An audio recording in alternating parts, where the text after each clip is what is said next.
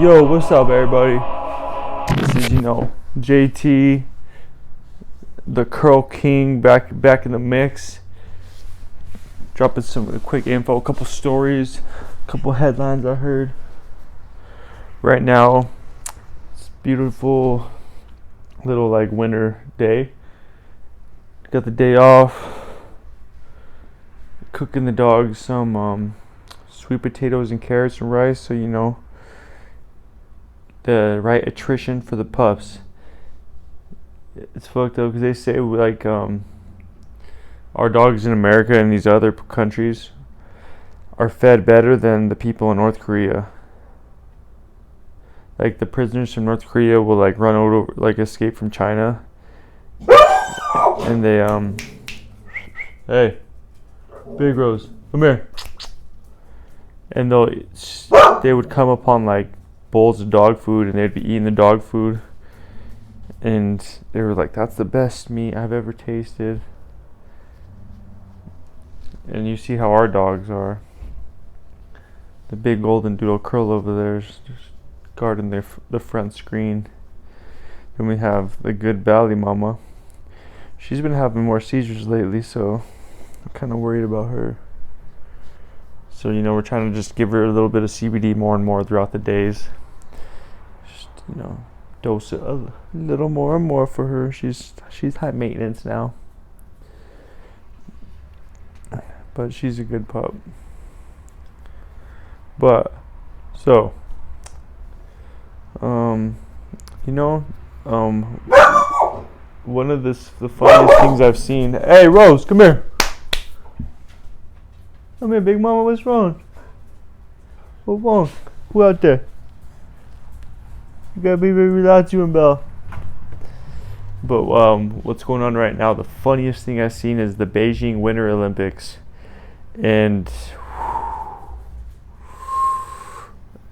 I guess they are getting treated rough over there.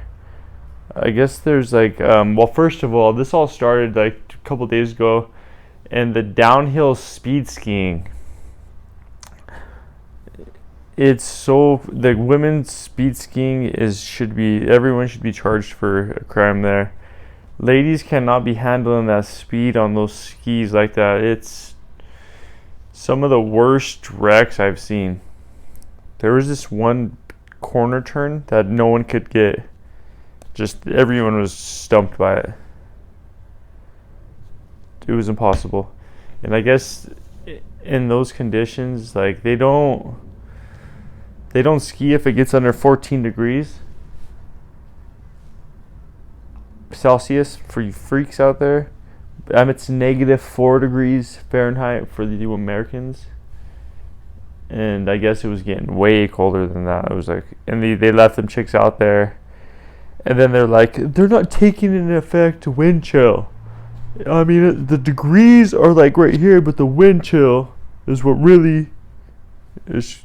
And people are breaking down. They're isolating them and shit. It's the classic, just bully mentality of just doing anything you can to your competitors to win. It sounds like they have the resources to torture people enough. It's cold. They're I guess they're feeding them. Hey. I guess they're feeding them the same meals 4 times a day. The same meals ribs, macaroni. Rose, come here. Hey. Ribs, macaroni, beans, and a salad and fruit 4 times a day. I was it's better than North Korea. And y'all don't bring snacks. Get some snacks, bro.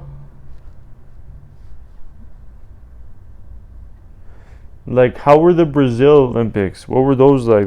What'd they do? Probably wasn't that good, but it was better weather.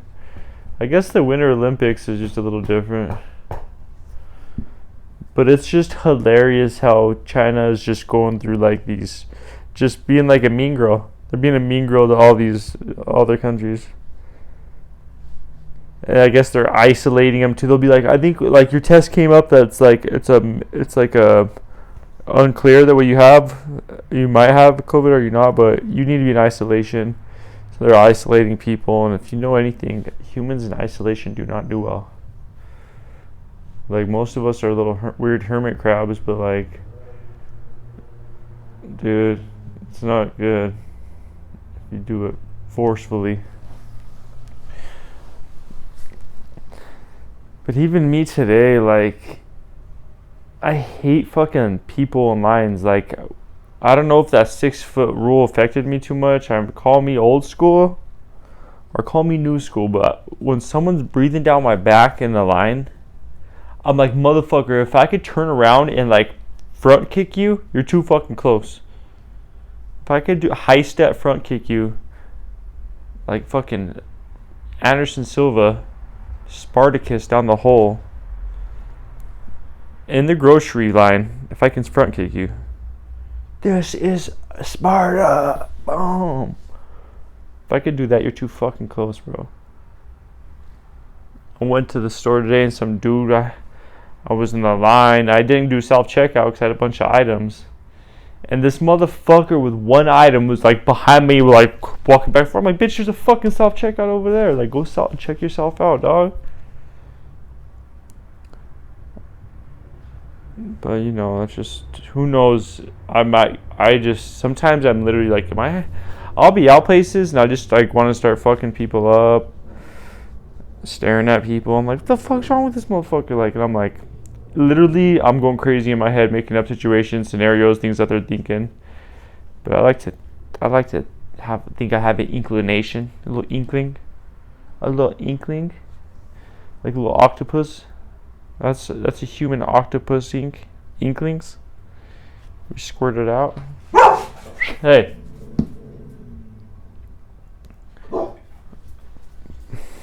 But yeah, and Mark Zuckerberg, I told you how to save the metaverse, bro. I guess they lost like 600 billion, and I didn't realize that this VR idea has been going around since like the 1950s. They've tried this and had the right idea and dimensions and servers, and they've always said like it's limited. Like the big thing that this one tech CEO said, he's actually from China. And he's like working here now, which is crazy. I wish I could drop a name, but you know, who needs your resources when you are the resource? But this guy was saying, he's like, I was surprised about how good with it, but like you still can't drink like a cup of coffee with the headset on. Like, I guess his big thing was like the feel of it, and like you're still just not in it, and you can't stay in it that long. It's not like a natural thing, but like, I don't know, man. We'll see. Give away Oculus Rifts like they did the Obama phones. That's the one way to figure this out, Zuckerberg. Do you want to save the metaverse or not, bro? Hand them out like hotcakes, brother, and count your money. Yeah, it's a good life though. And Alvin Kamara, you know, as the Las Vegas local, the LVLs out here, levels. There's levels to us. And even myself, like, I don't get it, man. These rich dudes fighting. But in his situation, this dude tried to get on the elevator with him. He didn't let him on. And this dude, you know, when you're feeling yourself, you're like, come on, man, try to get the fuck out of here. And I guess Alvin, you know, young Alvin just started to just dollywhopping this boy. And then his boys jumped in, but I'm like, he shouldn't even be in that situation to, like, even be talking to people. Like, do what you do, but, like, your boys need to be right there at all times. Like, literally be like, no, get away. And you would think, being from New Orleans, the NOLA, they would know how to act in Vegas, because NOLA and Las Vegas is one of the only two places you can be like a civilized adult and walk around with a brew and won't be harassed but it also comes with a lot of responsibility. How you gonna handle that? You're gonna fucking put a dude in a hospital, break his orbital bone, and fucking kick him 36 times with your boys? We're gonna call it a night early, go back to the hotel, have people sign some what do they call those things? NDAs? Yeah, NDAs. Thanks, Rose. Hey, I heard NDAs. They're not called that other thing though. It's NDAs. That's the FDA. They check to see if your food is good, not the pussy good, and if you're gonna not get sued. Jeez, crazy. I told you guys. But he used to look crazy. He used to have like a diamond bull ring, grill, dress. He looked like a fucking predator alien. But I know what I would have done in that situation. I would have fucking... Well, the dude they jumped was like a thick boy. He was a fucking Brendan Schaub thick boy. And they were kicking him like in his chest, his stomach, like... And as a slim thick... As a dude of my stature, I wouldn't be able to take that punishment. My ribs would have been fucking like a bird cage in a tornado. It would have been collapsed in, and my little bird heart of a heart would have been fucking punctured probably. These high cheekbones, done. But that fucking dude, he was like a thick boy. That's one benefit to being fat is like if you get really sick and you like have to lose a bunch of weight like on some weird shit, like you're literally falling apart, or if you get jumped, because all that fat kind of protects you. And they always said, even when I was in football, you need like a little bit of padding, like a little, like not much, but a little bit. But if you get jumped, you better hope you're a fat fuck. If you can't run and you're getting stomped, that's one benefit of being fat. So I think a lot of these fat people are just planning for the day that they're going to get jumped. They're like, I know what's going to happen soon. And if someone were to tell me I was going to get jumped, like my future self would be like, hey, you're going to get kicked 36 times and punched 8 times by an NFL player, and there's nothing you can do about it. Prepare right now. I'd get fat. Be a good time. It's the only way. That's the only reason I'd get fat. And don't think I haven't got jumped. I got jumped, and I was. There's nothing like getting jumped, and the confusion after, and just like just. It feels. I really think that's what it feels like of like prisoner of war, getting your trenches overtaken, or being in the foxhole and just getting killed. Like you're just like, this is it. I'm done. And then you wake up and you're like, I made it another round? It's like in Grand Theft Auto when you wake up at the hospital and you're just like, what the fuck? I have to go kill someone and get some more money and go get some guns.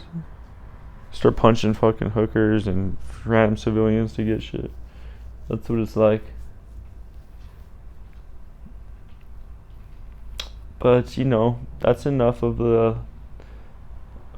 FAP talk today, if you will. And you know, that's Jay Chove with another hitter for the homies for the podcast, featuring the dogs Bally and Rosie. One time for the one time. We done, son.